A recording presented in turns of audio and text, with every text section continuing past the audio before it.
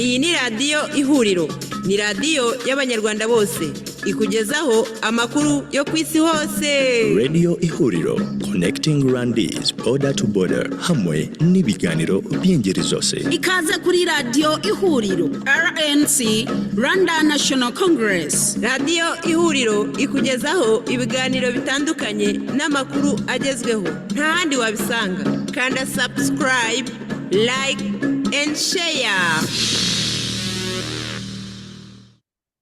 Twongeye kubasuhuza abanyarwandakazi, turabashuje mwebwe mwese bakunzi ba radio televiziyo ihuriro, turabashuje kandi namwe mwebwe mwese banyamuryango b'ihuriro nyarwanda RNC, banyamuryango b'imiryango ifatanyije n'ihuriro nyarwanda RNC, inshuti bavandimwe namwe mwese bafatanyabikorwa mu guhashya ingoma y'umugome, ingoma y'umwanzi ya Paul Kagame na FPR Inkotanyi. Mwebwe mwese mu ushaka ko ibintu bihinduka mu Rwanda, tubifurije umunsi mwiza kuri uyu munsi nyine w'itariki 31 ukwezi kwa Nyakanga umwaka wa 2024. Turapfundikira ukwezi kwa Nyakanga, ukwezi twaganiyemo byinshi. Dutangiye ukwezi kwa Kanama, dutangirana ndetse n'itariki y'umuganira u Rwanda rukiri u Rwanda, aho abaturage bezaga bagasarura bagasangira bakaganuza abandi. Banyarwandakazi, kweza gusarura ntabwo nzi niba bikibaho, kuganuza abandi sinzi niba bikibaho, uretse iby'imihango numvishe ngo bashakisha uburyo bazajya ngo bagaburira abana b'abanyeshuri biga kuva mu mashuri cuke na mu mashuri abanza. Ariko umuganura wa wundi wo mu mpeshyi, igihe bavuga ko impeshyi yamenetse, abanyarwanda basangira umusururu, abanyarwanda uva kunywa hamwe ujya ahandi, ubusabane ari bwose, kutunatutsi, ibyo bintu bidatekerezwa, basangira. Kuri ubu ngubu noneho umenya ngo no gusangira nabyo byaraciwe, hari za protocol kugira ngo abantu babashe kuba bicaranye bafite icyo barimo kunywera hamwe. Banyarwandakazi, ntabwo iyo ariyo gahunda nari nteganyije muri iki kiganiro, nuko gusa nagira ngo mbibutse utwacu twakera twahise. Ubu rero tugarutse hano nanone muri studio kugira ngo tuganire ku Rwanda n'akarere, kuko musanzwe mubizi. Uyu munsi rero tukaza kuganira ku makuru avuga ko u Rwanda rwishimiye ubuhuza bwa Angola mu bibazo rufitanye na Repubulika Iharanira Demokarasi ya Kongo. Hanyuma turaza kurebera hamwe umushinga w'igitangaza witwa ngo Uwampazi, ngo wasenywemo amajo cyangwa se himuwemo, batavuga ngo ndababeshyeye, himuwemo amazu cyangwa se ingo zigera kuri 56, none ubu ngo barahubaka inzu za kijyambere zigeretse zizakira imiryango 680. Turaza kurebera hamwe iyo miryango 680, ni ukuvuga inshuro zirenze 11, inshuro zirenze 10 ugereranyije n'abari bahari. Turaza kurebera hamwe nanone kandi umushinga wo kubaka ikigo gishyashya ngo cyigisha amahoro ku isi yose. Icyo kigo ngo kikaba kigiye kubakwa kandi kikagira icyicaro mu gihugu cy'u Rwanda.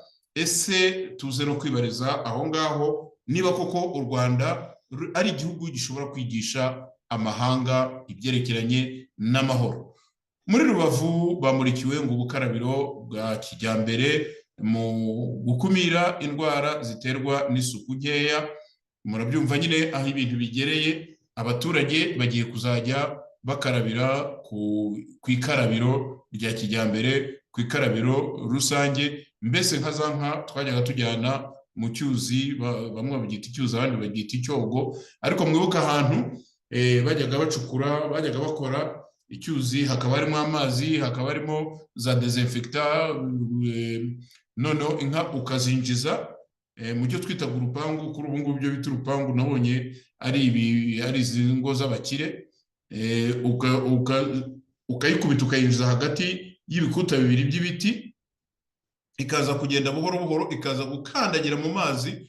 Muri ayo mazi hakaba harimo za esikariye, ku buryo buhoro buhoro iza kugenda ikisanga mo hasi mu mazi. Ayo mazi rero yabaga arimo desinfectant cyane cyane bakunda gukoresha chlorine. Ibyo bikaba byaravuraga uburondwe cyane cyane ubwo bita inziha cyangwa inguha. Ibyo ngibyo ubu rero abanyarwanda nyine nabo bagiye kuzajya bajyanwa mu cyogero cya kijyambere cyangwa se mu cyuzi cya kijyambere kugira ngo babarinde umwanda. Nimutekereze namwe nk'uko abaturage batora umurongo kuri centre de santé cyangwa kuri poste de santé cyangwa kuri dispenseri, menyeze dispenseri yari zitakibaho, noneho abaturage bagatora umurongo, mukagenda mugafata nimero, hanyuma mugatora umurongo, mugategereza ko baza kubahata inkoni babinjiza mu cyuzi kugira ngo mwoge. Ibi turaza kureba koko ubwo bwoko bw'amajyambere nk'uko ngira ngo tumaze iminsi 3 tuvuga ku byerekeranye n'ingirwamajyambere nyine yo mu Rwanda. Turaza gusoreza ku nkuru ya Bwana Wenceslas Twagirayezu wavanywe muri Denmark aregwa ibyaha bya jenoside, akaza kugaragara ko ari umwere, nyuma bagakomeza bagahatiriza kugeza ubwo uyu munsi nyine bamukatiye imyaka 20. Ibyo rero nibyo turi bugandireho kuri uyu mugoroba. Mukomeze mudukurikire, mudutege amatwi kuri radio televiziyo Ihuriro.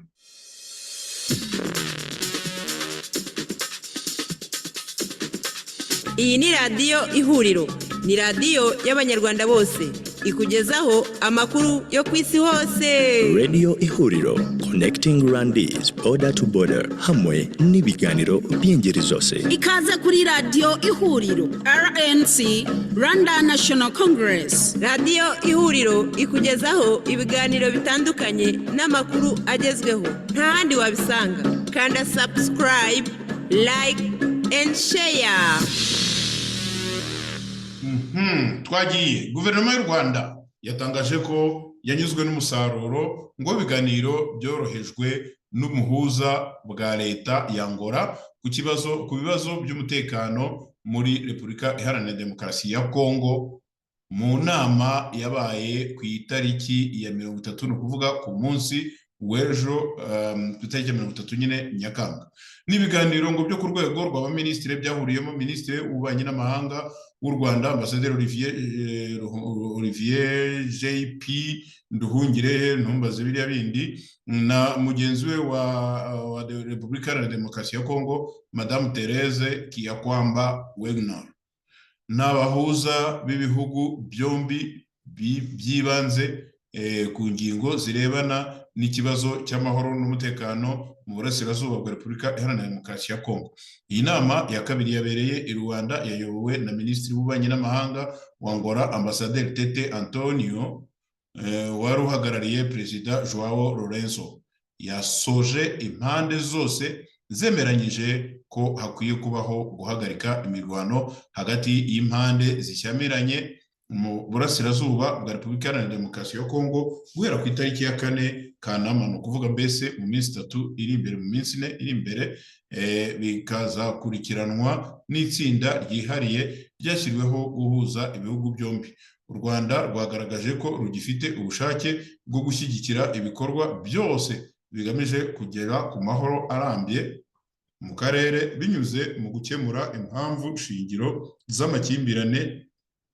Nyuma y'ibyo biganiro byamaze amasaha 12, Minisitiri Ambasaderi Nduhungirehe yagize ati: reka nshime nyakubahwa Perezida wa Angola Joao Lourenço ku bw'ubwenge n'impanuro, nshimira Minisitiri Ambasaderi Tete bwo kuyobora ibiganiro na Minisitiri Kayikwamba Thérèse ku bw'ibiganiro byuje ukuri kandi byabaye mu mutuzo, mu mwuka umwe ugamije kubaka ndetse no guharanira umusaruro w'intsinzi. Tugarukiye ahangaha, Minisitiri Budome ari we witwa Nduhungirehe nyine avuga ashimira ndetse rwose abona ko hari umusaruro. Nizere ko nagera i Kigali batazamukubita iki muri ariya matama ye, kuko nta na rimwe u Rwanda rwari rwemera ko ruri mu kibazo cyo muri Repubulika Iharanira Demokarasi. Nta na rimwe. Buri gihe bavuga ko ibibazo bya Kongo bitabareba, buri gihe bavuga ko gusa icyo babona jenoside irimo ibera hakurya muri Congo, ariko ntibaremera na rimwe ko bafite abasirikare mu mutwe wa M23, ntibaremera ko yemwe n'aba bandi niyo wanahera muri bya bihe byaba Kabila bombi, ntibaremera ko abanyarwanda ubwabo aribo bagiye muri Congo bagakora bino bitangaza. Noneho rero niba barimo kubona ibintu bijya mu buryo, bakaba biyemeje guhagarika gushyiraho agahenge kazatangira ku itariki ya 4, twizere ko noneho bazanemera ko abarwanyi babo bashyirwa mu nkambi bagasuzumwa, hanyuma bagahabwa ibyangombwa byose bikenewe bagasubira mu gihugu cyabo. Erega Congo nta kindi kibazo ifite mu by'ukuri. Congo ifite ikibazo cy'uko ishobora kuba ifite ibibazo n'abanyekongo, ariko ifite ikibazo cy'uko abanyamahanga aribo baza kurwana intambara y'abanyekongo. Nibasubira inyuma bagende, hanyuma Congo isigara idiringa n'abahutu n'abatutsi bayo nk'uko u Rwanda rubatwerera. Congo ivuga ko ifite amoko mirongo cyangwa magana, je ne sais pas. Congo niyo yonyine ubwayo izi uburyo ishobora gukorana n'amoko ari muri gihugu cyabo. Iyo rero haturutse u Rwanda rukaza rukavuga ngo nimubanze murebe mwirore buriya bwoko bumwe bw'abatutsi, nibaza ko ari ikibazo gihera. Kuki nta numva abanyarwanda bagenda bavuga bati abandandi ntabwo bashonje, abaluba nta kibazo bafite. Kuki mwumva ko abo bandi mwita ko ari abatutsi bavuga n'ikinyarwanda ariko bakaba batakivugira mu Rwanda, mwumva ko mugomba kujya kubavugira n'ibyo batabatumye, kuko benshi nabo murabagerereje mubica. Babukuru ba metre bukuru barahari, murabagerageje mubica, mu gihe iyo bavuze bati twebwe ibyo murimo mutubwira mudufasha cyangwa mudukorera ntabwo ari byo bibazo dufite. Muri uyu mwaka rero w'2024 ni ubwa kabiri ba minisitiri b'ububanyi n'amahanga b'u Rwanda na Repubulika Iharanira Demokarasi ya Kongo bahuriye i Rwanda biga ku bibazo by'umutekano muke muri Repubulika Iharanira Demokarasi ya Kongo, byagize ingaruka zikomeye ku mubano w'u Rwanda n'icyo gihugu. Iyi nama yabaye ikurikira iya mbere yabaye mu kwezi kwa gatatu uyu mwaka, aho Perezida Lorenzo ariwe washyizweho n'umuryango wa Afurika yunze ubumwe nk'umuhuza mu biganiro by'amahoro bya Rwanda mu mwaka wa 2022 kugira ngo afashe guhosha umwuka mubi wavutse hagati y'u Rwanda na Congo binyuze mu gushaka igisubizo kirambye. Ibibazo by'umutekano muri Congo bimaze imyaka irenga 30 kandi byagiye bigira ingaruka zikomeye ku mutekano n'ubusugire bw'u Rwanda bitewe n'amateka y'imiyoborere y'ibihugu byombi. Aha namwe munyumvire aka kantu ngo ibibazo bya Congo bimaze imyaka, buri gihe mbabwira ko aya makuru nta handi nyavana mu binyamakuru by'ibifobagana, ngo amakimbirane cyangwa ibibazo by'umutekano muri Congo bimaze imyaka igera kuri 30, ngo byagiye bigira ingaruka zikomeye ku mutekano n'ubusugire bw'u Rwanda. Gute koko ibintu birimo birabera muri Congo, noneho umutekano n'ubusugire bw'u Rwanda bihuye n'intuza n'ibibazo bya Congo? Ibyo bintu bimeze bite? U Rwanda na Congo ni gute? N'ubutaka bumwe, n'umupaka ufunguye, ni agahugu, ni sous territoire y'ikindi gihugu, bimeze bite? Abifobagana birakomeza bivuga ngo by'umwihariko umubano wabyo wagarutsemo agatotsi mu mwaka wa 2022 ubwo umutwe w'inyeshyamba z'abanyekongo wa M23, inyeshyamba z'abanyekongo, wongeraga kubura intwaro nyuma y'imyaka 10 wari umaze waracitse intege. Izo nyeshyamba zongeye kubura intwaro bitewe n'uko leta ya Congo yanze kubahiriza ibyo yari yarijeje abarwana ubumwe uburenganzira bwo kwitwa abanyekongo. Guverinoma ya Repubulika Iharanira Demokarasi ya Kongo idafite ibihamya na bike bifatika yahise ishinja u Rwanda kuba ari rwo rurimo kugaba ibitero muri icyo gihugu mu izina rya M23, nyamara u Rwanda rwo rukabihakana runagaragaza ko nta mpamvu n'imwe yatuma ruvogera ubusugire bw'igihugu cyako. Ngibi ibyo navugaga. None niba ibyo bibazo babibarega mukaba muzi ko bitarimo, kuki mwemera kujya muri iyo mishyikirano? Mujya gushyikirana nande? Mujya gushyikirana muvuga iki? Mujya mu gushyikirana muvuga ko mwabuze iki? Muti byateye ingaruka ku mateka n'imiyoborere. Ibyo bintu byaje kugera mu Rwanda bite? Niba ari abanyekongo bananiwe kumvikana n'abanyekongo, mujemo mute? Ariko ukuri ntabwo ari aho ngaho kuri. Ukuri kuraho abana b'abanyarwanda duhora tubaha amazina, duhora tubaha amafoto, bapfira muri Kongo. Ababyeyi bapfusha abana ntibabashe kubashyingura. Mwabagirira agahuwe muramutse mubashije kuzana ibisigazwa, nduzi ko baba bamaze gushenguka, mukajyana umubyeyi umwe cyangwa babiri muri famiye, kandi mukabihaniza kutazabwira abandi ko mwapfushije, ko bapfushije. Gusa u Rwanda ngo ntiruhwema kugaragaza ko rutewe inkeke no kuba Repubulika Iharanira Demokarasi ya Kongo ikorana n'imitwe yitwaje intwaro irimo uw'iterabwoba wa FDLR washinzwe n'abasize baruhekuye muri Jenoside yakorewe Abatutsi muri 1994. Banyarwanda, muvuga ko mukomeye muri ingabo z'ibitangaza.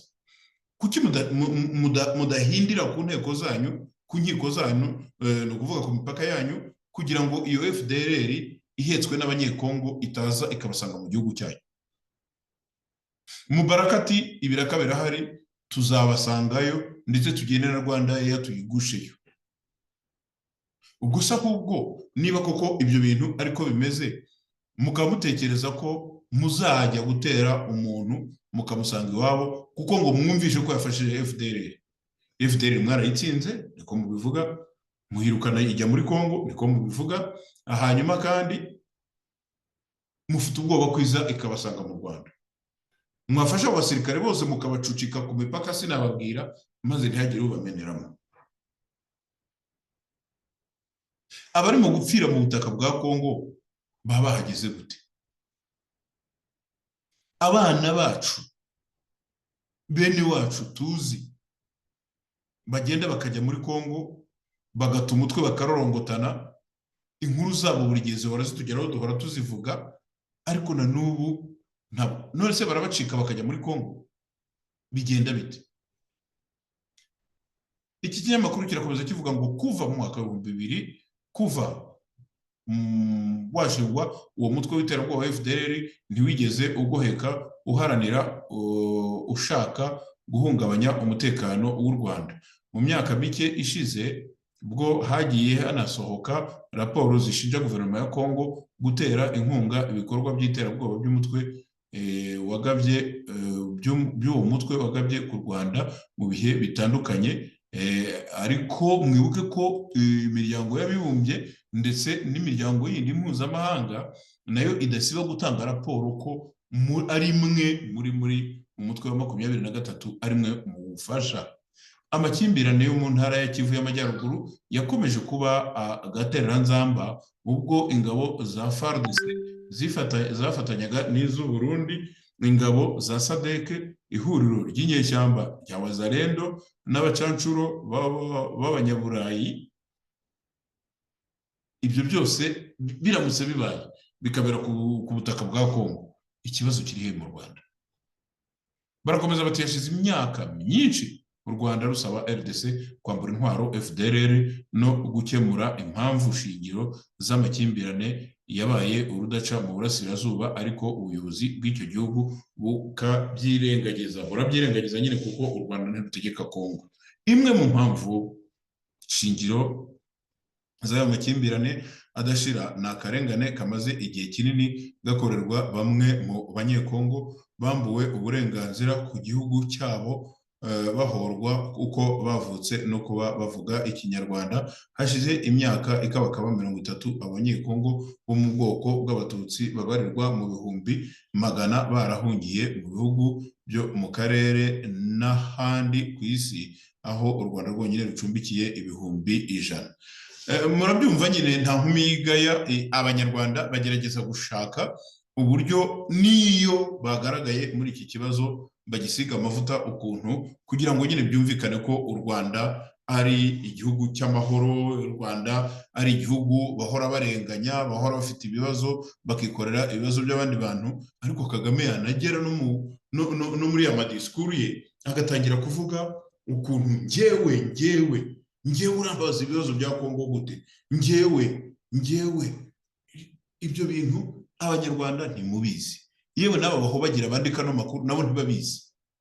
Umuntu arakibaza ati si kuko ni u Rwanda ni ukugira inyota yo gushaka kwigarurira isi, ntabwo ibyo bintu byumvikana.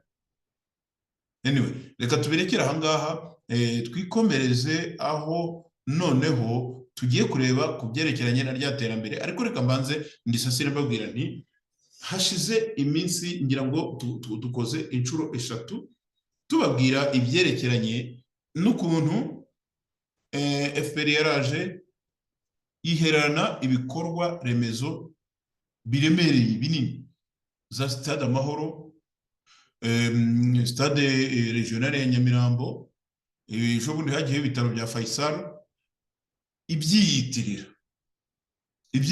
ikagenda igacishaho akarange, ikagenda ikatunganya, ikaza igakubitaho kashe ko FPR yatanze igikorwa gihambaye mu gihugu cy'u Rwanda.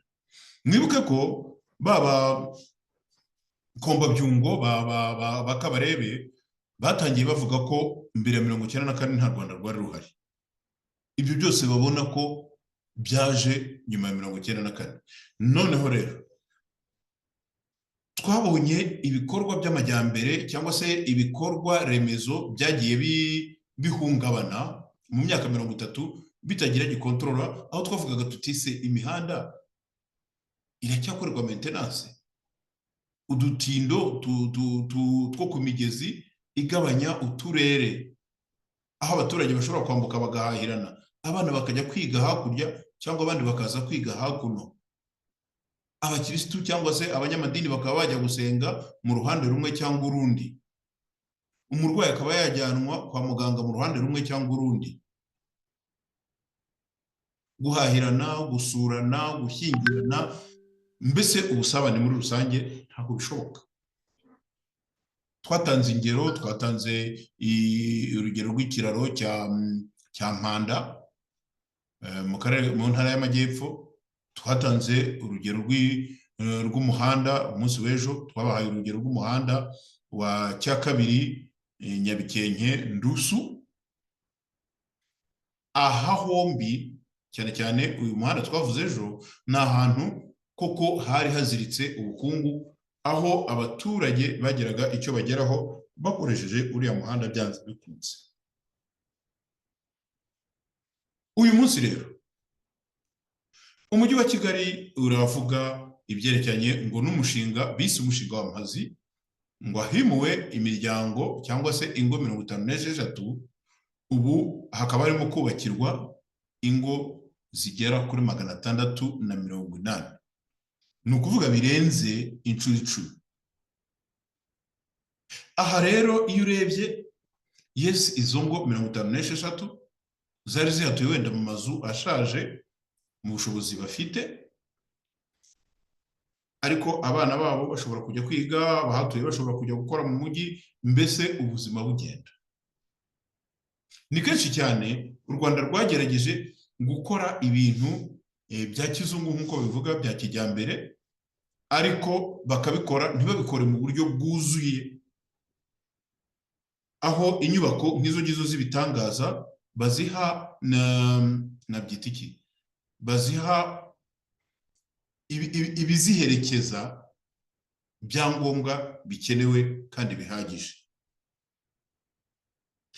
Twavuze ingero z'abantu bimuwe Banyahe, igice kimwe cyajyanywe mu Busanza, ndatekereza ari mu Busanza, aho bagiye bakabashyira muri ayo mazu nyine y'amagorofa ageretse, aho ababyeyi bavugaga bati aho iyo turyamye twebwe turi ababyeyi, ni ukuvuga nyir'urugo n'uwo abashakanye, ntabwo tubasha kwisanzura turyamanye n'abana iruhande rwacu. Aho abantu bageraga igihe uburyo bwa kijyambere bwo gucana kugira ngo bateke bahawe baba batakibasha kubwafodinga, ndavuga baba batakibasha kuburiha ku byerekeranye n'agafaranga, bakajya gusenya inkwi, bakaza bagacana inkwi ku mashyiga 3 muri ayo mazu ageretse ku mugani wabo ariko bayita, aho babahaga inzu babakatiye ibyumba, noneho ugasanga abaturage babuze aho bashyira ibintu byabo, bakabazana bimwe bakabizirika ahantu. Harabona abanye basudiye utuntu tumeze nka za kaje, bagashyiramo ayo majerekani, bagashyiramo utuntu twabo bagakinga. Abo nabo bibashije ko gusudira nabyo n'amafaranga. Noneho ugasanga setup y'umuryango nyarwanda itandukanye cyane n'ibyo FPR Inkotanyi bagenda bajya gukopera mu mahanga. Nta mwana ntawo byabaye, nta mwana n'ababyeyi baba mu nzu mu bihugu by'amahanga, izo bita za bachelor cyangwa izo bita za mu Rwanda numvisha bazita ngo ni za ghetto. Bachelor ni ukuvuga akantu kaba kari uruhande rumwe aho bicara, mbese aho bita mu ruganiriro, rurebana n'igikoni. Mu Kinyarwanda ntabwo tumenyereye gutekera aho abantu bareba.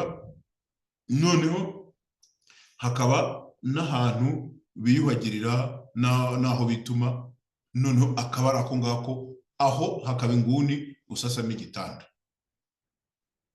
Imiryango yavuye Banyahe bamwe bahawe izo nzu zikoze muri ubwo buryo, ariko abantu bafite abana. Byongeye kandi amashanyarazi aragurwa, ayo mazi aragurwa, ibintu byose mwashyize muri ayo mazu ntimubanza ngo munarebe niba umuntu mubihaye azabasha kubyishyurira. Twagiye twumva amakuru y'abantu bagiye bakoraga mu masoko, bagera igihe ibyashara birabura, bagera igihe noneho ngira ngo nabo bo mu Busanza bari bagize ikibazo cy'ahantu nyine bazajya bagura utuntu twa hafi two kubafasha. Aha rero ubu buryo bwo kubaka ibizu, ayo mazu ageretse, kugira ngo abazungu cyangwa se abanyamahanga bagenda mu ndege mu kirere cy'u Rwanda bavuga bati murebe igihugu cyubatse cy'akataraboneka, ntabwo ari inyungu y'umuturage, ni inyungu ya Kagame ushaka kwigaragaza n'abo bajabe bamuhomereye.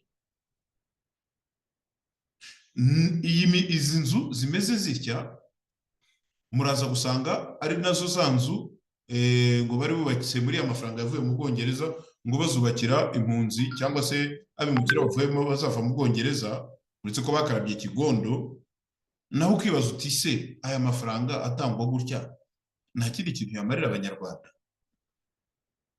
Ntabwo ari byo gusa, abanyarwandakazi, iyo wumvishe abantu baza bakabarunda aho ngaho, umuntu wari ufite akazu ke kubatse uko abishaka, uko abyumva, abana be bafite aho barara, afite ahantu ashyira inkono ze n'amasafuriya n'ibiki, aho ashyira agafuka ka kawunga azarya ukwezi kose. Noneho ukabizana ukamuzana muri ubwo buryo, muri izo setup, aho afite umuntu hejuru ye, kumunyura uruhande ni ukumubangamira, cyangwa se kumurara hejuru. Ntushobora kwisanzura nk'uko biri nyine, nk'uko nabivuze. Aha noneho ya mazu, noneho na bya bindi byose, y'amazi ahenze, wa muriro uhenze n'ibiki, abaturage bazagenda gusa, icyo bazakora bazayapfusha ubusa. Ibi ngibi abanyarwandakazi ndimo kuvuga mbibona hano muri kino gihugu cya Afurika y'Epfo. Hano muri kino gihugu cya Afurika y'Epfo mu gihe cya Bagashakaho, igihe cyiswe cya apartheid, abantu benshi bagiye baturuka mu turere dutandukanye turi kure y'imijyi mikuru. Noneho bakaza abenshi baje gukora imirimo yo mu rugo, abandi baje gukora mu bucukuzi bw'amabuye y'agaciro no mu nganda. Noneho baraje bageze aha ngaha, ubwa mbere barabanje bashinga ibyo bita za townships. Townships abaturage bajyamo,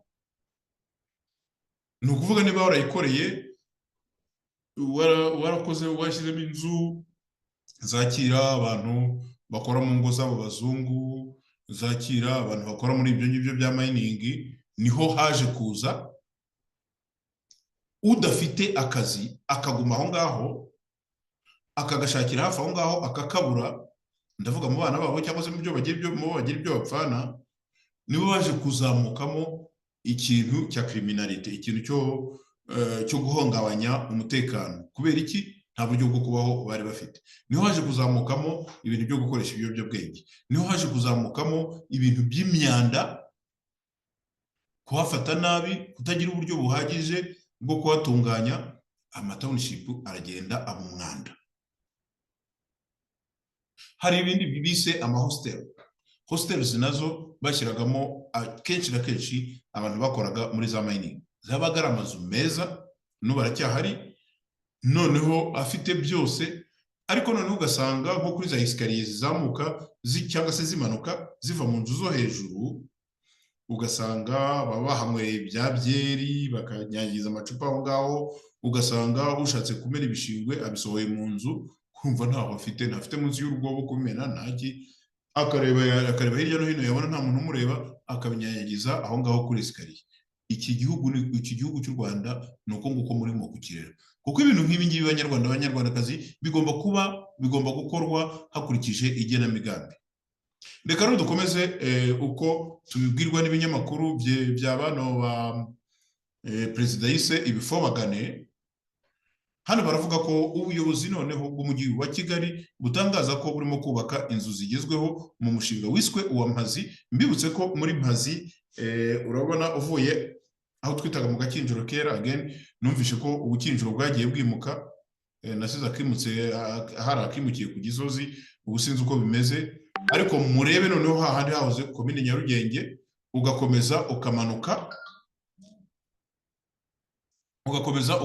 ukagera usa n'ugana ku Kimisagara, wamanukaga, ni ukuvuga wamanukaga munsi ya komine Nyarugenge ukagera mu Gakinjiro, ukagera mu Cyahafi, ahantu hari noneho umugezi munini cyangwa se icyo umuntu yakwita urugomero, havaga amazi ayungururwa akajyanwa mu nganda, noneho akongera akagaruka agaseriva mu mujyi wa Kigali. Aho niho bitaga kuri Mpazi. Akenshi niyo amazi yabaga yabuze, abaturage bo mu mujyi abenshi baramanukaga bagashoka bakajya kuvoma kuri Mpazi, kuko ayo mazi ya Mpazi ni amazi nyine ari naturel, ntabwo ari amazi yabaga yagize, navuga ko ari yayandi nyine aba yakwirakwijwe na Electrogas cyangwa se n'ikigo gishinzwe iby'amazi muri icyo gihe. Ubwo rero aho ngaho kuri Mpazi barahashenye, amashusho ni meza pe, utuzu two mu Cyahafi, hepfo irya uratureba koko ugasanga nta duhari. Ariko ikibazo, aya mazu barimo kuhubaka, byonyine n'ukuntu nabonye barimo kubaka imisozi bayikotera kugira ngo itazariduka, nabyo harimo risiki. Sinzi niba za nyigo zabo zijya zimara imyaka biga ku kararo kamwe k'amafuti, niba kuko zarabashije kwiga mu buryo buri aprofondi, ku buryo ziriya noza ziya miri barimo kubaka zitazageraho zikariduka. Batangiye kuhashyira ayo mazu ageretse rwose, ni byiza, ariko bazajyamo bande? Bazaba bafite ubushobozi ki bwo kwibeshaho mu mazu nk'ayo ngayo? Iyo umuntu yagiraga akazu ke hariya, ndabazi nshatse nanjye navuga amazina, bari batuye hariya muri za Cyahafi, iyo umuntu yagiraga akazu ke yashyiragamo utuntu mu gikari dukodeshwa n'abakozi ba rubanda rugufi. Abo bakozi ba rubanda rugufi bakamuzanira amafaranga ashobora gutuma ajyana umwana kwiga. Ese abo ngabo abana babo baziga gute? Bizakorwa bite? Icyo kintu banyarwandakazi mu cyumva. Donc setup y'amajyambere Kagame yifuza akopera handi bitandukanye cyane n'imibereho y'abanyarwanda mu buryo buri sosiyale, mu buryo basanzwe bamenyereye kubaho no kubana. Ibyo rero kubibigisha ngira ngo nicyo cyakabanije kuba icya mbere, ukanashaka n'uburyo abo bantu bazabasha tuvuge wenda kwirihira ayo mashanyarazi, kwirihira ayo mazi, uburyo bazabasha. Ubu ibishingwe ni ukugura kugira ngo babikujyanire, ubu amarondo, ibyo bintu byose. Iyo rero utabikoze, kera habagaho minisiteri ya planification, twazitaga miniplan. Miniplan bijya gukendera buhoro buhoro, yaragiye iba departement iri muri presidence, buhoro buhoro. Ntabwo ibyo bintu bizakora, ntabwo ibyo bintu bizakora. Ibyo ngibyo ntabwo ari iby'abanyarwanda muri iki gihe tugeze, muri iyi siècle turimo. Ibyo ntibizakunda. Reka dukomeze ngo ntenye babwira ko ubuyobozi bw'umujyi wa Kigali butangaza ko burimo kubaka inzu zigezweho mu mushinga wiswe uw'amazi wo kwimura abatuye mu nzu zitajyanye n'igihe, aho ahari hatuye imiryango 56 hagiye gutuzwa imiryango 688 kubera ko hubakwa inzu zigerekeranye. Byagarutsweho na Emma Claudine Ntirenganya, umuvugizi w'umujyi wa Kigali, mu kiganiro yagiranye n'abanyamakuru kuri uyu wa gatatu itariki 31 Nyakanga, ubwo yasobanuraga imiterere y'uyu mushinga. Ati ni umushinga wo gutuza abaturage ahantu hagezweho, ukaba uherereye hafi ya ruhurura ya Mazi iri mu karere ka Nyarugenge mu murenge wa Gitega. Ntirenganya yasobanuye ko uwo mushinga utandukanye n'indi yo kwimura abaturage batuye mu nzu zitajyanye n'igihe mu mujyi wa Kigali. Ati uyu mushinga wa Mazi watangiye muri 2017, ni umushinga udasanzwe utandukanye n'indi midugudu y'icyerekezo, aho ho abaturage bamara kwimurwa ubutaka bwabo bukubakwaho inzu zamara kuzura bakagaruka kuzituzwamo. Ngaho namwe ni munyumvire, umuturage bavanye hariya muri 2017 mu byumve namwe, ubu hamaze kwihirika imyaka 7. Inzu uko nabibonye, nabonye ziri mu bikwa, uretse ko harimo zimwe na zimwe zifite charpente. Igihe umushinga uzarangirira, kugira ngo umuturage agaruke aho azaba arihirwa nande, azaba abayeho ate, na cyane cyane ko nababwiye ko nzi abantu benshi bo mu cya hafi bari batunzwe no gukodesha no kubaka amazu, abantu bakaza kuyakodesha bakayapangamo kugira ngo nyine bibabere source de revenu, babone agafaranga kinjira gashobora noneho kubakorera ibindi bintu. Madame Ntirenganya yakomeje avuga ko mu gutangira uwo mushinga byari muri gahunda yo kwimura abari batuye mu manegeka n'abafite inzu zitajyanye n'igihe mu mujyi wa Kigali. Iyo ruhurura ya Mazi, amazi yayiturukagamo agasenyera abaturage, abandi akabatwara ubuzima. Umujyi wa Kigali wagerageje kuyubakira, bisaba ko inzu zimwe na zimwe zikurwaho. Ati ukabona hari inzu zishaje zitajyanye n'ubwiza bw'umujyi wa Kigali. Noneho tubona abafatanyabikorwa badufasha kwimura imiryango itatu ahari hatuye iyo miryango, tuhubakamo inzu yatujwemo imiryango. Okay, himuwe imiryango 3, abari batuye aho ngaho bamaze kuhava, hubakwa inzu yatuwemo imiryango 12. Icyiza cy'uriya mushinga ngo nuko ahari hatuye abaturage, kuko hubakwaho inzu zigerekeranye, harubakwa hagatuzwa abantu barenze abimuwe. Yakomeje agira ati noneho aho iyo miryango 12 yavuye, twahubatse inzu hatuzwa imiryango 56. Ubu ngubu iyo miryango 56 yavuye, naho turimo kuhubaka izindi nzu nazo zizaturwamo n'imiryango 688. Abaturage bahatujwe bwa mbere bumvaga ari inzozi. Umwe mu baturage wimuwe akongera gutuzwa mu ba mbere muri uwo mudugudu wa Mazi, avuga ko yaje gutura mu mujyi wa Kigali mu Kuboza muri 1994. Icyo gihe we n'uwo bashakanye bubatse uko babonye kubera ko nta gahunda yo kugena imiturire ihamye yari ihari. Nyuma avuga ko ku ruhurura ya Mpazi amazi yayo yuzuraga akabasenyera, bamwe mu bo bari baturanye ikaba yaranabatwaye ubuzima.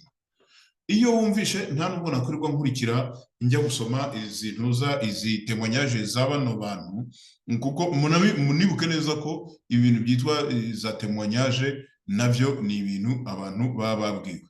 So iyi rero ngo yitwa Mpazi Housing Project, ukaba wari umudugudu uzaba urimo imihanda hagati, isoko, ubusitani buzaba bwarongewemo na internet ndetse n'amazi meza.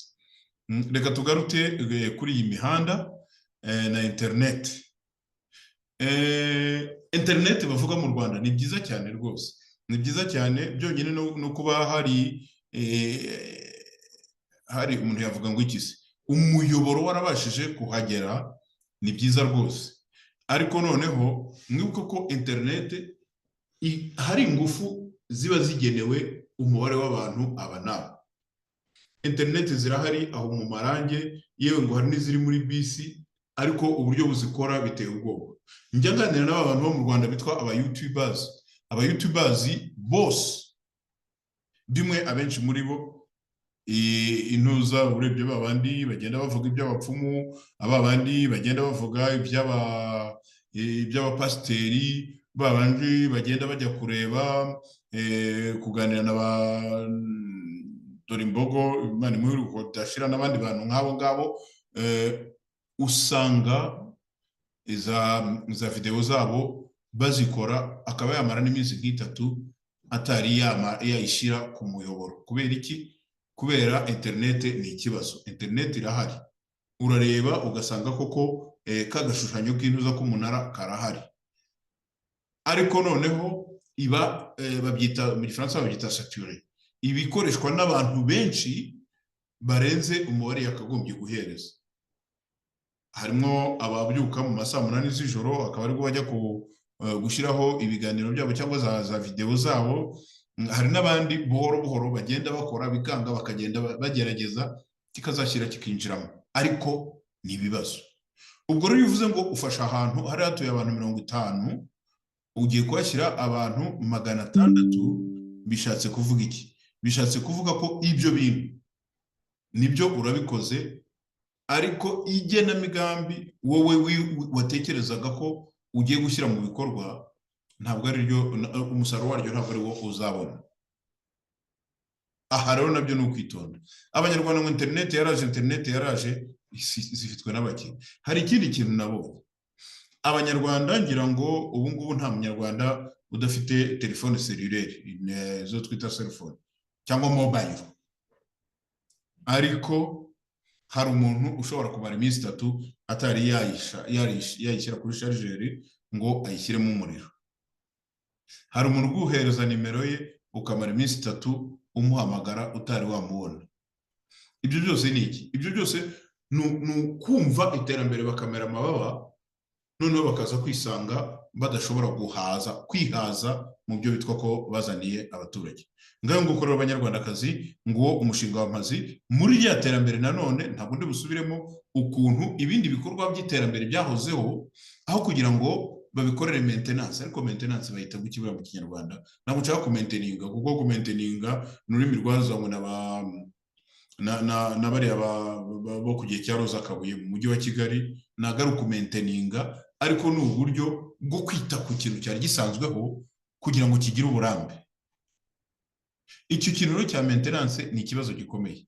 Niba abatarashoboye kumainteninga cyangwa se kwita ku bikorwa remezo byari bisanzweho kugira ngo bikomeze uburambe, barimo kuzana ibindi bishyashya kandi birenze ubushobozi bwabo.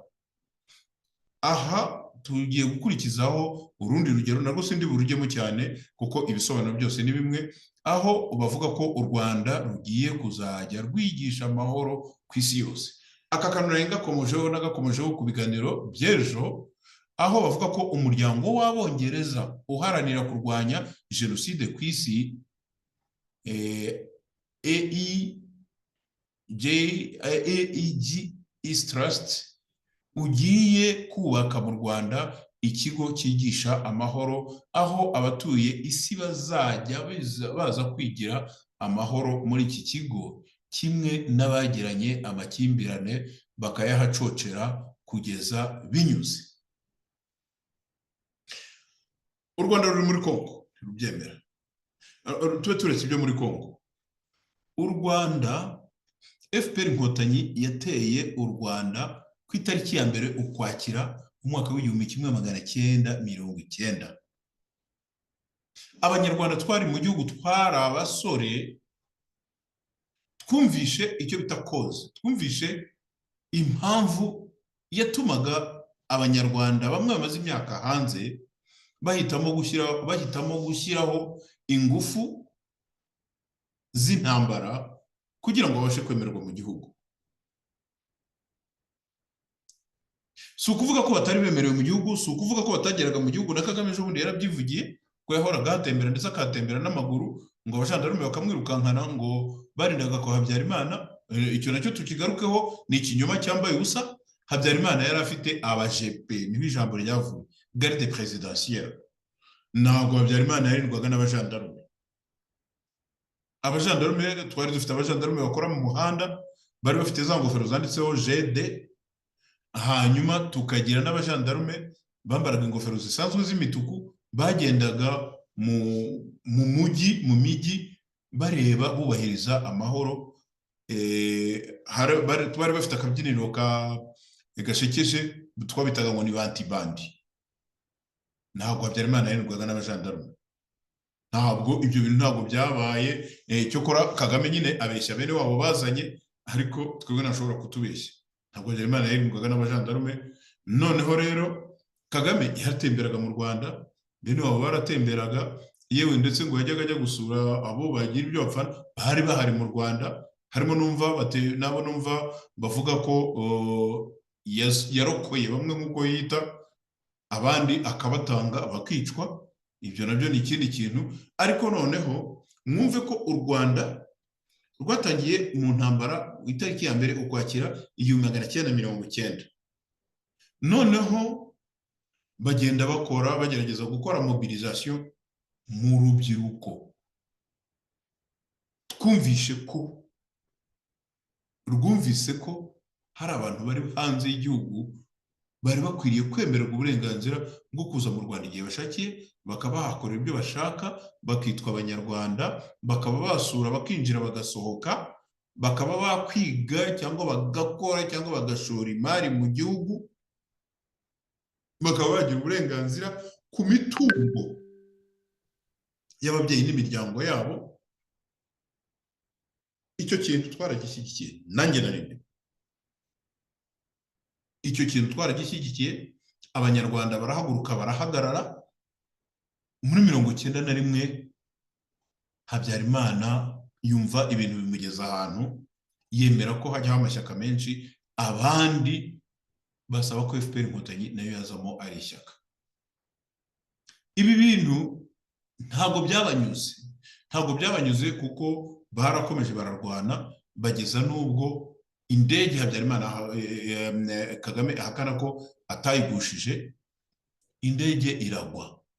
Iguye abantu baramarana, abandi burira aho ngaho basarura mu nduru, barinjira baza mu gihugu, baza uko nguko. Ubu nibo bigamba bavuga ko ngo bari bafite ibyo bita serire, muri buri serire bari bahafite abantu,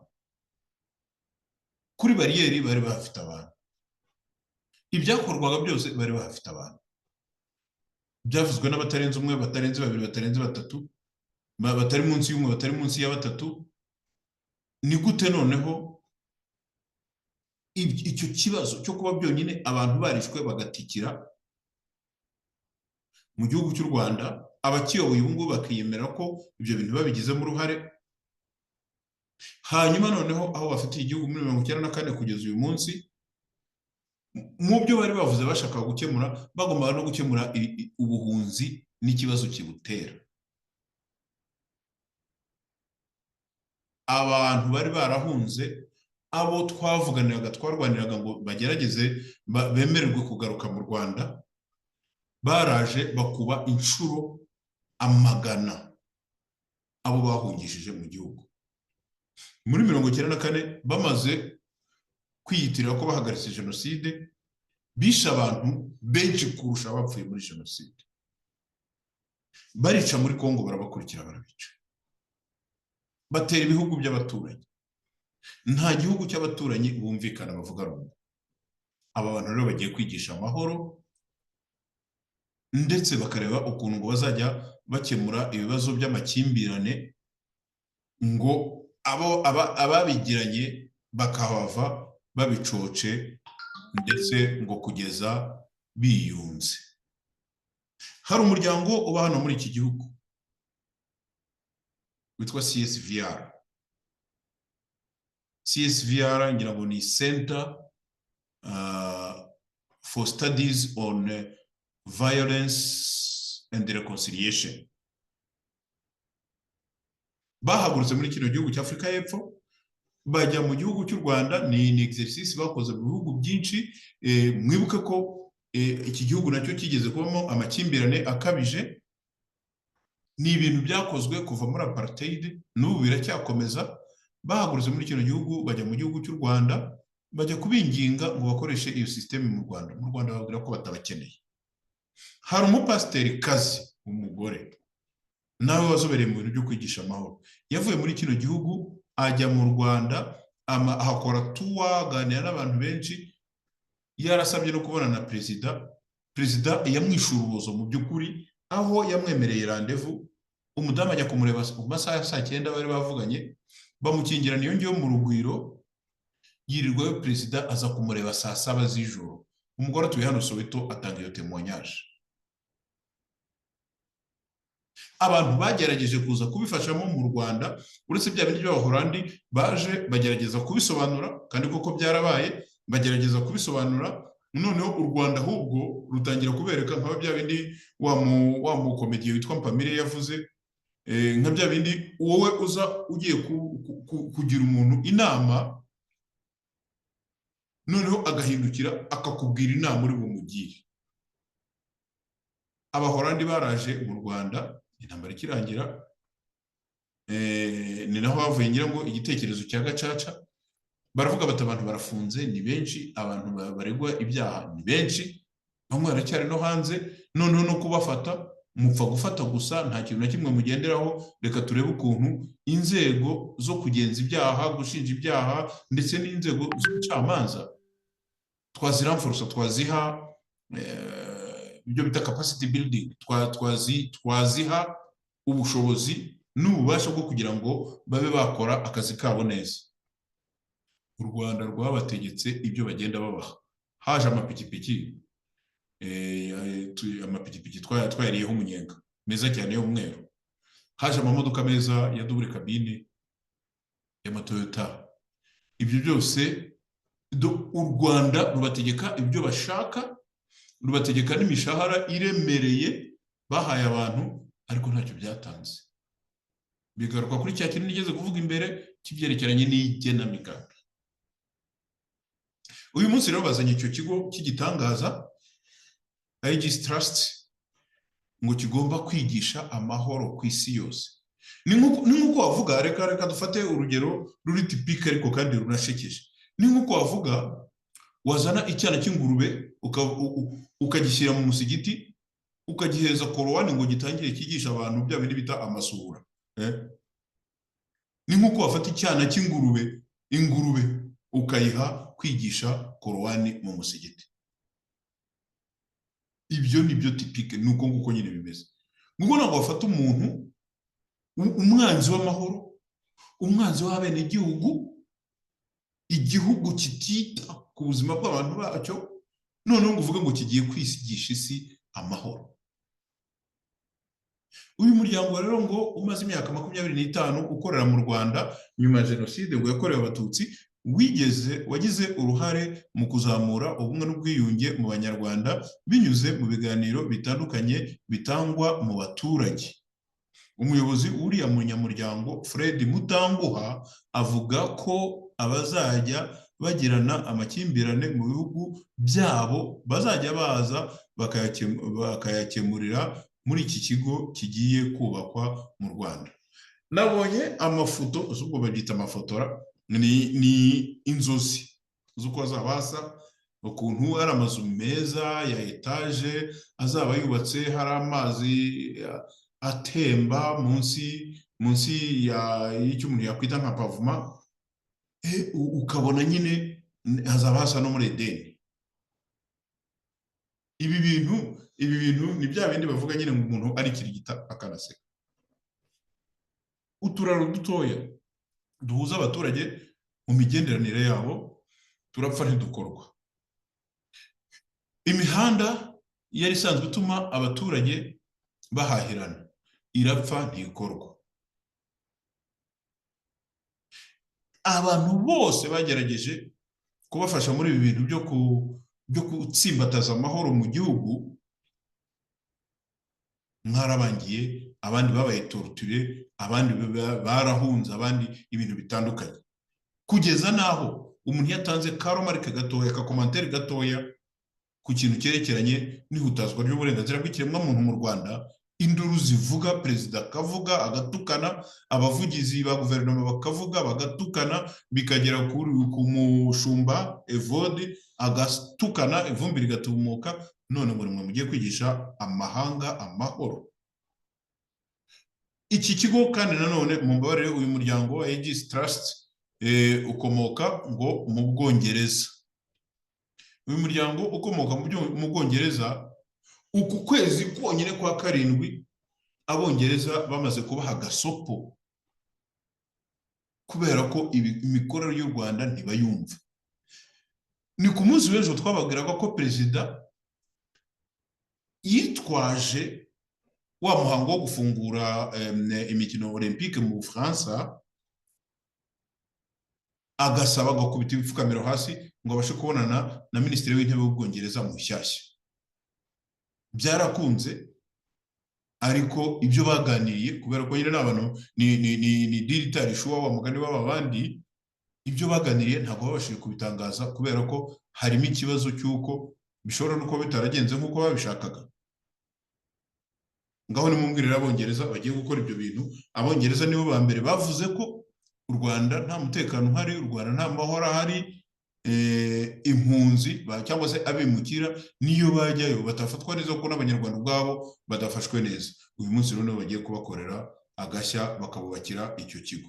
Reka tubitega amaso, reka turebe niba banamuka banacyubatse, kuko n'ubundi n'amafaranga ya mbere mwariye ya leta y'Ubwongereza muri iriya diri y'impunzi y'abimukira, nayo n'amafaranga hagiye hacamo abakomisiyoneri benshi barimo ba Tony Blair n'abagore babo. Umugore wa Tony Blair niwe wari ngo umwavoka ugomba kuba yarakoraga mu bintu legale birebana n'ayo mafaranga. Ibyo byose haciyemo abakomisiyoneri benshi, n'ayageze mu Rwanda nubwo ari menshi ugereranyije n'amafaranga y'amibano, n'ayageze mu Rwanda ni make kuyatanzwe. Noneho n'ayageze mu bikorwa mu ayo mazu bavuga ni makeya kuyo Kagame yifunze. Banyarwandakazi, aha naho ntabwo nshaka kubitindaho rwose. Ahangaha ni bya bindi bita kwikirigita ugaseka. Gusa icyo umuntu yavuga cya nyuma kuri ino ngingo tukikomereza, nabo bavuga ko iki kigo cy'umuryango wa Aegis ngo kizatangira kubakwa mu mwaka wa 2026, ni ukuvuga mu myaka 2 iri imbere, ngo kikazamara imyaka 3 cyubakwa. Ubwo ni ukuvuga bizagera muri 2029, aho ibikorwa byo kucyubaka bizatwara miliyoni zirenga 40 z'amadolari. Ibisambo birongeye birariye, miliyoni zirenga 40 z'amadolari. Uretse ko nuko bimeze nyine, burya iyo umuturage agiye mu isoko akagura inyana, akaza akayigaburira neza, akayibangurira, nyuma y'amezi 9 ikamubyarira indi nyana, agakama amata akagurisha, ndetse inyana uko yororoka bakagenda babona n'izindi nka zo kugurisha cyangwa kuziturira abandi bantu. Niko bimeze nyine iyo wiyigiye umushinga wawe kuwuryamo nta gitangaza gihari. Nibareke Kagame yirire, none se twagira dute? Nibareke yirire ariko ha amahoro abanyarwanda. Ariko kuvuga ko azigisha amahoro ku isi yose, ibyo ni inzozi rwose zitazajya mu ngiro. Cyokora amafaranga yo azayarya kandi amafaranga arahari. Reka turuhuke.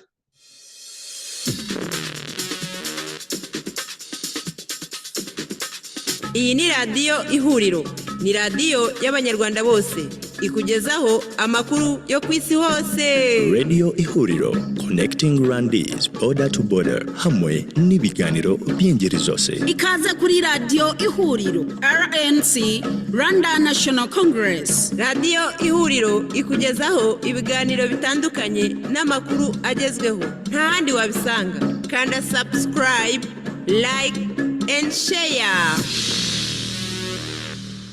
Dukomereje ku nkuru yo mu karere ka Rubavu ngo ubu kashyikirijwe ubukarabiro mu gukumira ubukarabiro bwa kijyambere mu gukumira indwara ziterwa n'isuku nke. Iyi ndirimbo iravuga neza ngo akarere ka Rubavu kashyikirijwe ubukarabiro bwa kijyambere mu gukumira indwara ziterwa n'isuku nke. Isuku nkeya, indwara, hanyuma ubukarabiro bwa kijyambere. Nizere ko bazanye n'amazi ya kijyambere. Ubuyobozi bw'akarere ka Rubavu bwashyikirijwe ubukarabiro bwubatswe n'umuryango wa IOM, International Organization for Migration, ibikorwa wafatanyije n'umuryango wa Afurika y'Uburasirazuba EAC ku nkunga y'igihugu cy'Ubudage. Ni ubukarabiro bwagiye bwubakwa mu turere twegereye imipaka mu korohereza urujya n'uruza mu gukumira indwara zandurira mu isuku nkeya.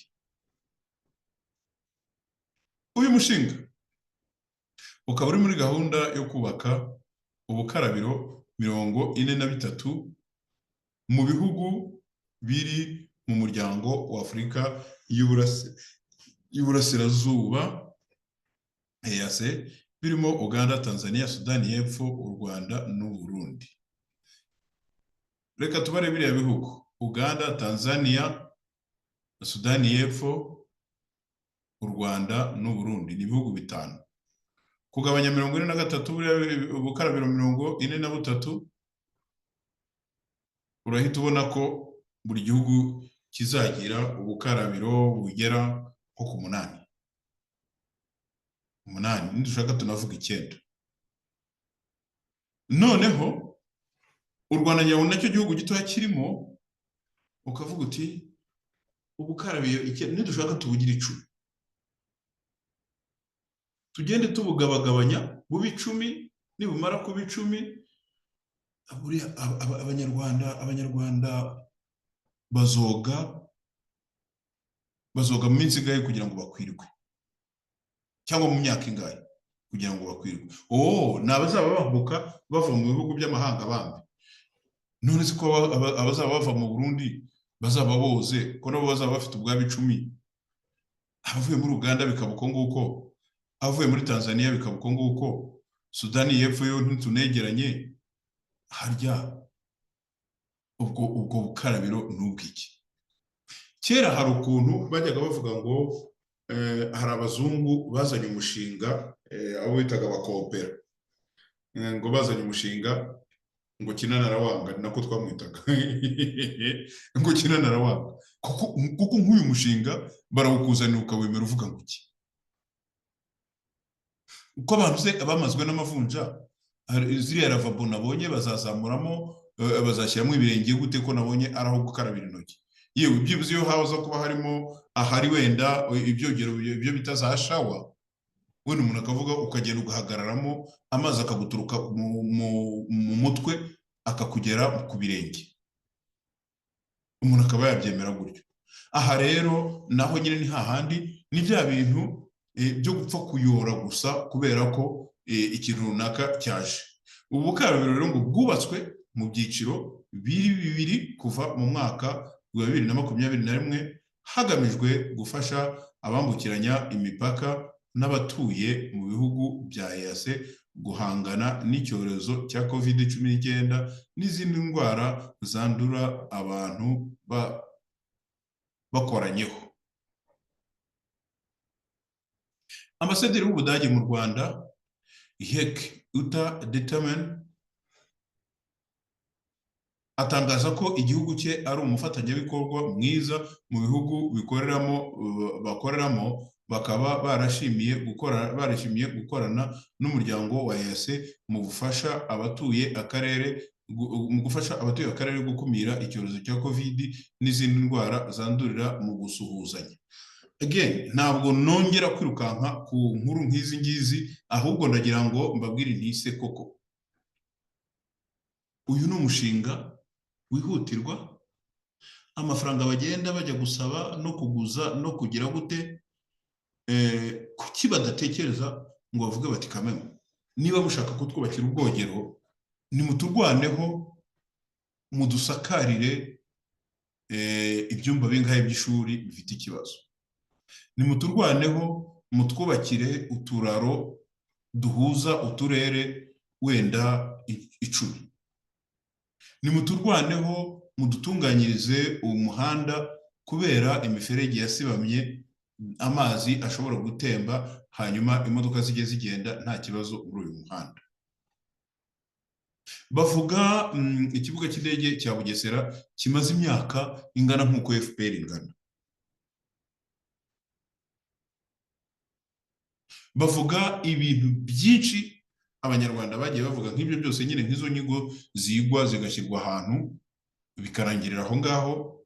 Nibaza u Rwanda ruramutse rubaye igihugu cyangwa se abategetsi b'u Rwanda baramutse babaye abategetsi bita ku baturage cyangwa se bumva ibibazo by'abaturage, bakagombye kureba priorite, ni ukuvuga ikibanziriza ikindi cyangwa se gifite akamaro kurusha ikindi, bakaba ari byo baheraho kurusha iyi mikino yo kuvuga ngo ubwogero ubukarabiro bw'abaturage. Naho zimbasetsa dutangira zino nkuru mvuga nti kera habagaho ibyo bitaga ibyuzi by'amatungo, hari n'uturere tumwe uzasanga babyita ngo ni ibyogero, aho habaga hari icyuzi cyubatse mu buryo bumeze nka gutya, noneho inka bakayihata inkoni ikinjiramo igakandagira mu mazi igenda imanuka kuri za esikariye ku buryo amazi agera hejuru, noneho desinfecta iba iri muri ayo mazi cyangwa se umuti wica udukoko uri muri ayo mazi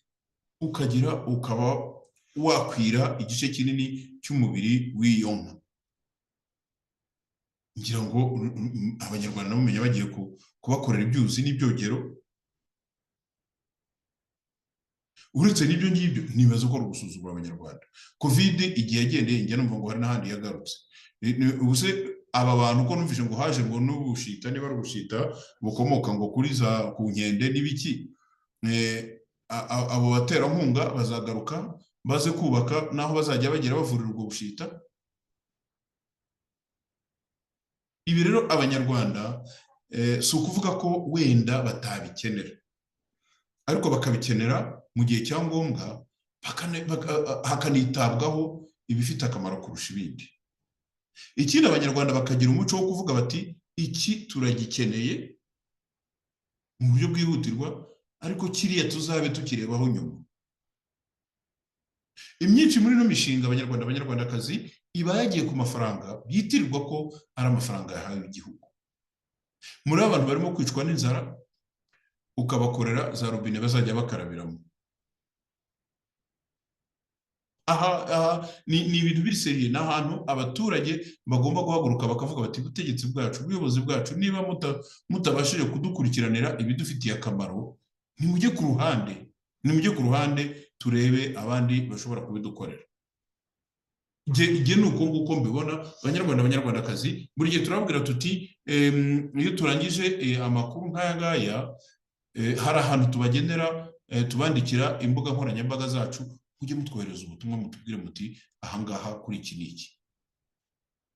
Reka turangirize ku nkuru y'uyu mugabo witwa Wenceslas Twagirayezu. wari waragizwe umwere ku byaha bijyanye na jenoside aregwa, none uyu munsi urukiko rukaba rwamukatiye imyaka 20 y'igifungo. Mbere yo kongera kuri kano kantu nako, mbere yuko mbasomera iyi nkuru, nagira ngo mbabwire ko iyo banuganuze umuntu, reka tuvuge iyo bikoreye umuntu bashaka kumushinja ibyaha bya jenoside, uko byagenda kose birangira babiguhamije. Uko byagenda kose bakora uko bashoboye bikarangira babiguhamije. Ugakora uko ushoboye ukazana abavoka ukagira ute, birangira babiguhamije. Byarabaye kuri Beatrice Munyenyezi, uyu mugabo simuzi, ariko ukurikiranye uko urubanza rwa Beatrice Munyenyezi rwagenze, byanze bikunze bari biteguye ko bamugenera imyaka runaka kandi akayifungwa yakwanga yakwemera.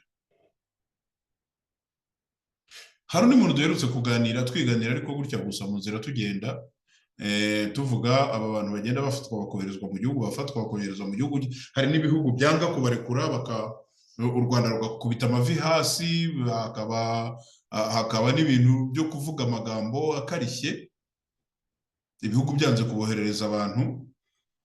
Umuntu twaraganira yanyibwira, arambwira ati rero kuva u Rwanda rwashyirwaho igitutu, cya kindi Kagame yita pressure, kuva u Rwanda rwashyirwaho igitutu bakarekura Muzehe Rusesabagina agasubira mu mahanga akikomereza imirimo ye nk'uko bisanzwe, u Rwanda rufite umujinya ku buryo uzajya aturuka mu gihugu cy'amahanga uwo ari we wese ntibazajya bamurekura batamukatiye. Ibyo nuko bimeze.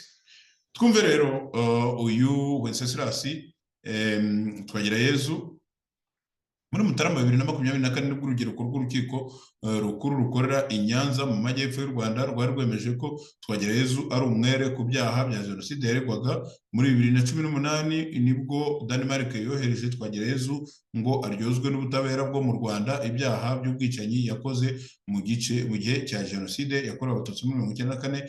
Yashinjwaga ubwicanyi bwabereye ahantu hatandukanye, ahahoze ari muri Perefegitura y'Isenyi, harimo ahahoze kaminuza ya Mudende, kuri Kiliziya Gatolika ya Busasamana, ahitwaga kuri Komine Rouge, n'ahandi henshi hiciwe Abatutsi benshi. Wenceslas Twagirayezu w'imyaka 56 wari umwarimu mu gihe cya jenoside, yaburanye ahakana ibyaha bya jenoside, akavuga ko mu gihe cya jenoside ngo atari mu Rwanda ahubwo yari mu cyahoze ari Zaire, Repubulika Iharanira Demokarasi ya Kongo. Kuri iki gihe ubwo urukiko rukuru rwamugiraga umwere muri Mutarama 2024 rwavuze ko nta bimenyetso bifatika ubushinjacyaha bwagaragaje bivuguruza ibyo Twagirayezu yatanze, yemeza ko mu ntangiriro za jenoside atari mu Rwanda.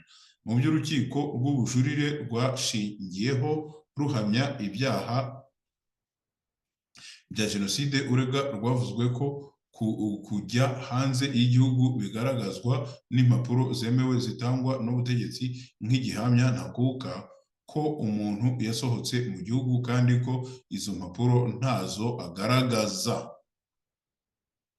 Umucamanza yatangaje ko ubujurire bw'ubushinjacyaha bufite ishingiro, maze avuga ko Twagirayezu ahamwa n'ibyaha bya jenoside nk'icyaha cyibasiye inyokomuntu, amukatira imyaka 20. Amategeko y'u Rwanda avuga ko mu manza z'inshinjabyaha urukiko rw'ubujurire arirwo rwa nyuma ruca imanza, hagati aho ariko uwakatiwe kuri uru rwego ashobora kuregera akarengane ku rwego rw'umuvunyi.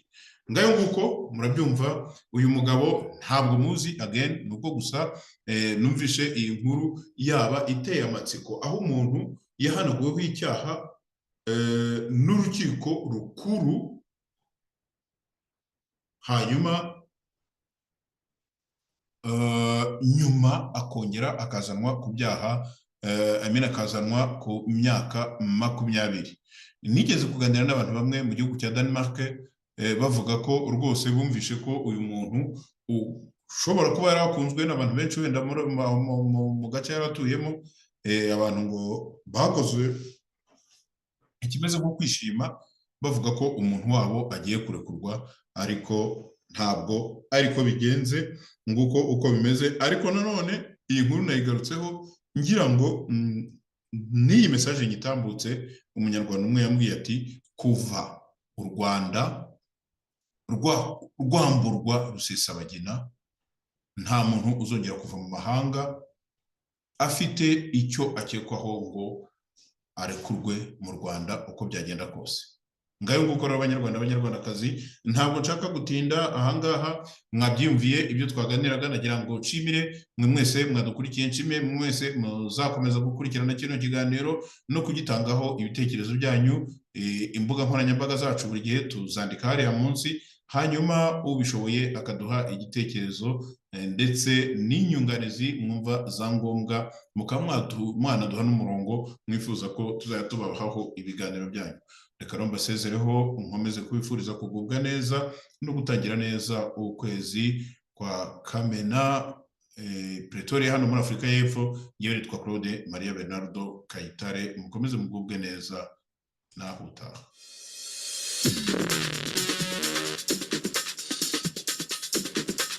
Iyi ni radiyo Ihuriro, ni radiyo y'abanyarwanda bose, ikugezaho amakuru yo ku isi hose. Radio Ihuriro, connecting Rwandese border to border, hamwe n'ibiganiro by'ingeri zose. Ikaze kuri radiyo Ihuriro, RNC, Rwanda National Congress. Radiyo Ihuriro ikugezaho ibiganiro bitandukanye n'amakuru agezweho, nta handi wabisanga. Kanda subscribe, like and share.